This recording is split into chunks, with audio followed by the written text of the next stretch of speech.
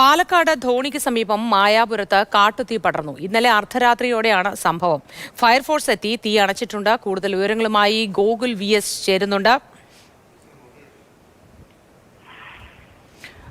ഗോകുൽ, ഒരുപാട് ഭാഗത്തേക്ക് തീ പടർന്നോ? ഇപ്പോൾ നിയന്ത്രണ വിധേയമായിട്ടുണ്ടോ? എന്താണ് അവസ്ഥ? ഇന്നലെ അർദ്ധരാത്രി അല്ലെങ്കിൽ ഇന്ന് പുലർച്ചയോടുകൂടി തന്നെ തീ പൂർണ്ണമായും അണച്ചിട്ടുണ്ട്. ധോണിക്ക് സമീപം മായാപുരം എന്ന് പറയുന്ന സ്ഥലമുണ്ട്. അവിടെയാണ് ഈ കാട്ടുതീ പടർന്നത്.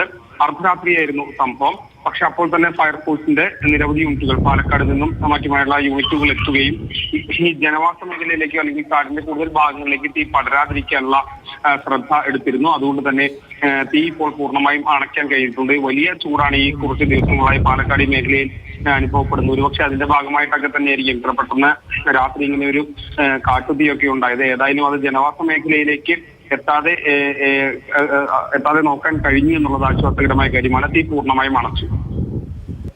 ശരി ഗോകുൽ.